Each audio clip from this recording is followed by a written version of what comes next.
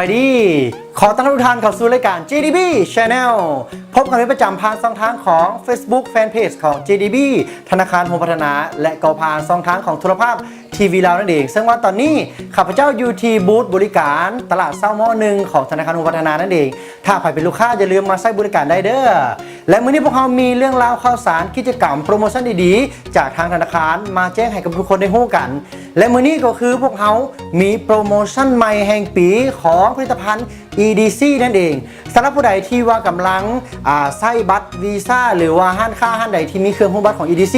เตรียมรุ่นฮับทัวร์เกาหลีฟรีทันทีซึ่งว่าโปรโมชั่นนี้พวกเขาจัดให้ทางห้างค้าและก็ลูกค้านั่นเองลองมาฮับฮู้กันเบิ่งว่าโปรโมชั่นของพวกเขามีอย่างแน่จึงมีสิทธิ์ที่จะห่วมรุ่นเอาของรางวัลและก็ห่วมรุ่นไปเที่ยวฟรีเกาหลีเนาะสำหรับโซกสั้นที่1ของห้างค้าที่มียอดการขายของเครื่อง EDC ของธนาคารโฮมพัฒนาถ้าว่าห้างใดมียอดการขายตามเงื่อนไขที่พวกเขากำหนดไว้สามารถห่วมรุ่นรับเอาของรางวัลทันทีเนาะบอกว่าจะเป็นปื้มบุ๊กแบงของ JDB คันโฮม JDB กระเป๋าเป้กระเป๋าลากงามๆกันเลยถ้าว่าห้างใดที่มียอดการขายตามเงื่อนไขของพวกเขาก็มีสิทธิ์รุ่นรับของรางวัลทันทีเนาะและโซกสั้นที่2สำหรับห้างขายของเครื่อง EDC ห้างไหนที่มียอดการชำระเนาะสูงสุดท็อป5ก็คือห้างที่มียอดการขายที่สูงที่สุดห่วมรุ่นไปเกาหลีทันทีโดยบ่ต้องมีการจับรางวัลอย่างทางนั้นเนาะและก็ข้อที่2ก็คือถ้าว่าห้างใดที่ยังบ่มียอดการชำระสูงแต่ว่ามียอดการชำระตั้งแต่$25,000ขึ้นไปก็มีสิทธิ์รุ่นรับทัวร์เกาหลีฟรีทันทีเนาะถ้าว่าห้างใดอยากจะรู้เงื่อนไขของโปรโมชั่น EDC ของพวกเขาก็สามารถเข้าไปติดตามได้ผ่านทางช่องทางแฟนเพจ JDB ธนาคารโฮมพัฒนาและก็อีกหนึ่งข่าวสารดีๆสำหรับลูกค้าของ JDB ที่ถือบัตร ATM ของ JDB บัตรวีซ่าเครดิตเดบิตลูกค้าก็มีสิทธิ์ลุ้นรับของรางวัลและก็ทัวร์เกาหลีเช่นเดียวกันมาฟังเงื่อนไขกันเบิ่งว่าโซกสั้นที่1ของสำหรับลูกค้ามีอย่างแน่โซกสั้นที่1ของลูกค้าที่มี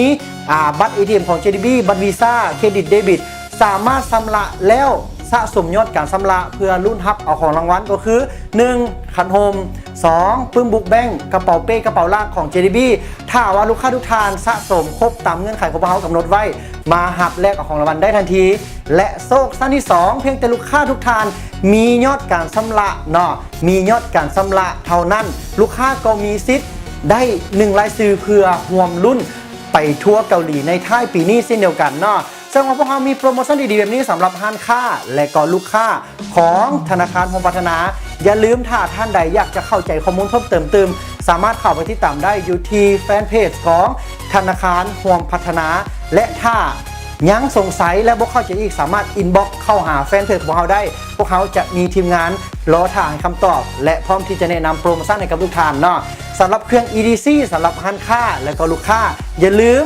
ส่งเสริมให้คนมานำไส้กันหลายๆและทุกท่านนั่นจะได้ไปเที่ยวเกาหลีฟรีน้ำกันในท้ายปีนี้แน่นอนเนาะและท้ายปีนี้เขาจะมีการห่วมรุ่นและจับรางวัลเอาผู้โชคดี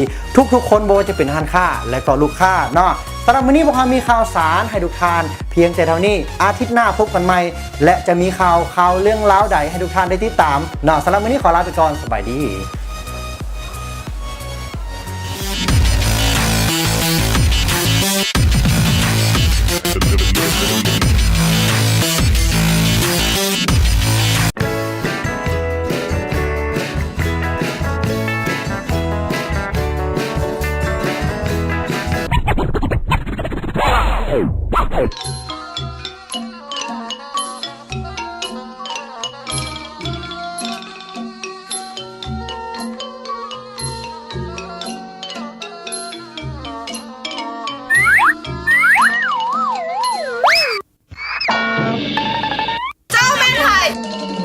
ชาวผู้อยากต้องยุกใส่บัตร JDB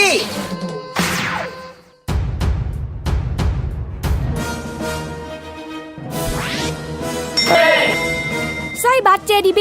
รุ่นเที่ยวเกาหลีฟรีเพียงแต่ทานนำไส้บัตร JDB ทุกประเภทสำหรับผ่านเครื่องหูดบัตร EDC ของ JDB รุ่นทัวร์เกาหลีฟรีพร้อมสะสมรายจ่ายผ่านบัตรแลกรับของรางวัลอย่างหลวงหลายตามเงื่อนไขสอบถามข้อมูลโทร1499ธนาคารโฮมพัฒนา JDB เติบใหญ่ไปพร้อมกัน